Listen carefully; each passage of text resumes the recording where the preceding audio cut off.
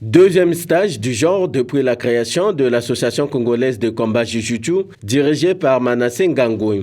De la pédagogie à la pratique, ce dernier a permis aux 65 combattants Jiu-Jitsuka venus de plusieurs clubs de différentes disciplines de la ville de Brazzaville d'appréhender les notions sur les règles et trois techniques de combat Jiu-Jitsu, notamment le full contact, le close contact, le ground fight ou le ground fighting. On les a poussés à assimiler ces règles une fois qu'on les a placés au combat et on a senti que vraiment le niveau est vraiment assez haut. Ils ont vraiment compris les règles, si bien qu'il y a toujours des failles qu'on doit corriger, ça ne manque pas. S'adressant aux participants, le premier vice-président de l'association est revenu quant à lui sur l'interrogation qui taraude les esprits concernant la nuance entre le jiu-jitsu traditionnel et le combat jiu-jitsu. Les deux séances que nous avons déjà tenues, on peut se dire que les choses avancent. La confusion ne doit pas exister. La différence, elle n'est pas énorme, mais la différence, elle est là parce que chez nous, il y a des ATM qui sont autorisés, même quand une immobilisation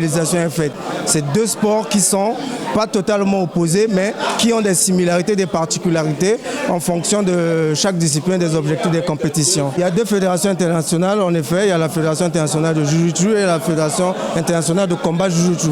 Dans son mot de circonstance, le président de l'association, qui a focalisé son discours sur les principes liés au professionnalisme à l'égard des athlètes, a également exhorté ces derniers à la détermination, la discipline et surtout au respect d'éthique. Aujourd'hui, c'était pour simuler, savoir un peu, parce qu'on peut bien lire les règles. La compétition ne va pas se tenir comme avant où on vient s'enregistrer sur place. Chaque membre devrait créer d'abord son compte à lui, s'enregistrer avec sa photo identité. À partir de ce compte, automatiquement, il sera généré dans l'inscription de la compétition. Et il a la possibilité lui-même de voir avec qui il va combattre. Je vous encourage à vraiment faire la pratique du combat jiu-jitsu dans vos dojos respectifs, de continuer à véhiculer les règles que nous avons appris aujourd'hui et les méthodes afin que nous puissions bien assimiler nos méthodes pour les compétitions à venir. Ce deuxième stage d'initiation et de simulation au combat Jiu-Jitsu sert de tremplin aux athlètes et surtout au staff technique de l'association pour le prochain championnat du monde prévu au mois de septembre prochain à Praga en République tchèque.